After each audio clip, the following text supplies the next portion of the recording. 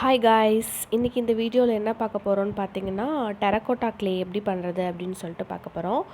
So நான் இதுக்கு என்ன சாயில் எடுத்திருந்தேன்னு பார்த்தீங்கன்னா, ரெட் சாயிலு. இது ஆக்சுவலாக எங்கள் வீட்டிலே நாங்கள் ஒரு செடி வச்சுருந்தோம்.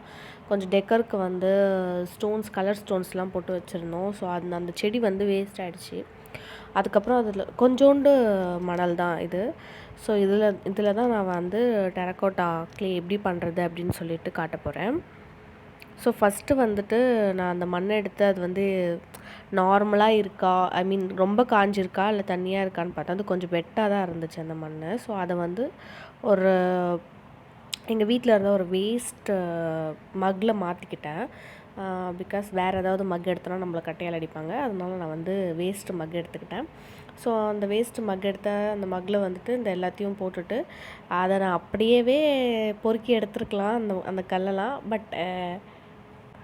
பட் கொஞ்சம் அவசரப்பட்டு தண்ணி ஊற்றுனதுக்கப்புறமேட்டு தான் என் அறிவு கேட்டுச்சு. ஸோ இப்படியே முன்னாடியே எடுத்துருக்கலாம் அப்படின்னு சொல்லிட்டு இந்த மண்ணெல்லாம் எடுத்து இதில் போடும்போது எனக்கு ஒன்று தோணுச்சு. இந்த சின்ன வயசுலலாம் நம்ம வீட்டில் நம்மளுக்கு ஏதாவது படத்தை தேட்டருக்கு கூப்பிட்டு போய் காமிச்சாங்க அப்படின்னா, அந்த படத்தில் வர பாட்டோ அந்த படத்தில் வர சீனோ டிவியில் வந்துச்சுன்னா அதையே திரும்ப திரும்ப ரீவைண்ட் பண்ணி பார்ப்போம்.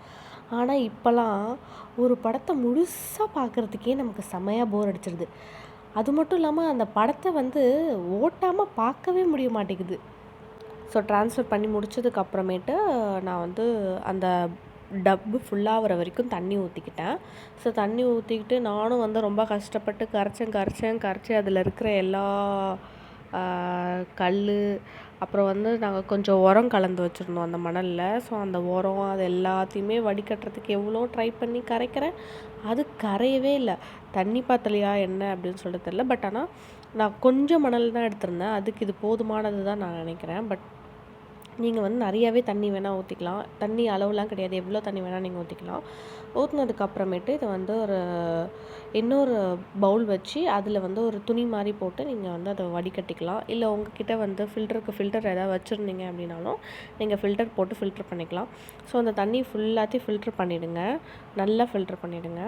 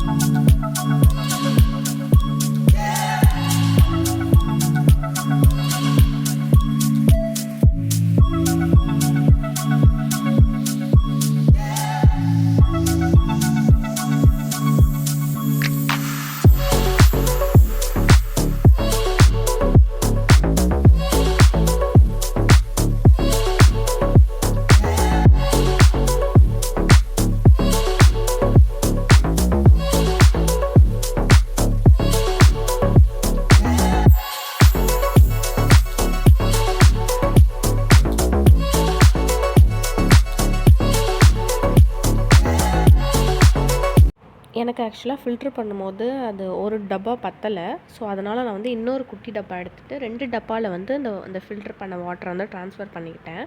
அப்புறம் நான் ஒரு ஸ்டெப் இதில் காமிக்க மறந்துட்டேன். ஆக்சுவலாக எடுக்க மறந்துட்டேன். அந்த கிளியர் வாட்டர் ஆக்சுவலாக தெரியும். நீங்கள் ரெண்டுத்தையுமே ஊற்றி வச்சதுக்கப்புறமேட்டு அந்த சாண்டெல்லாம் செட்டில் ஆகிடும். கீழே செட்டில் ஆனதுக்கப்புறமேட்டுக்கு உங்களுக்கு கிளியர் வாட்டர் வரும். அப்போ நீங்கள் அந்த கிளியர் வாட்டரை மட்டும் பொறுமையாக கீழே ஊற்றிட்டு அதுக்கப்புறமா கொஞ்சம் ரெட் சாயில் இருக்க வாட்டரை நீங்கள் திரும்ப இன்னொரு துணியில் வடிகட்டணும். வடிகட்டும் போது ரொம்ப அழுத்தலாம் வேணாம். நீங்கள் அதில் தண்ணி ஊற்றிட்டு எவ்வளோ கீழே போதோ அவ்வளோ கீழே ஊற்றிட்டு மீதி இருக்கிறத அப்படியே கட்டி வச்சுருங்க. நீங்கள் ரொம்ப ப்ரெஸ் பண்ணி புஷ்லாம் பண்ண வேணாம். இந்த மாதிரி முன்னாடி காமிச்சல அந்த மாதிரி நீங்கள் கட்டி வச்சுடுங்க. ஸோ கட்டி வச்சுட்டு நான் 2 to 3 hours ட்ரை ஆக விட்டுட்டு அதுக்கப்புறம் கொஞ்சோண்டு ஹேர் ட்ரையர் வச்சு காய வச்சுட்டேன். அதனால் சீக்கிரமாக காஞ்சிருச்சு. இதுதான் ஃபைனல் அவுட்புட். தேங்க்ஸ் ஃபார் வாட்சிங்.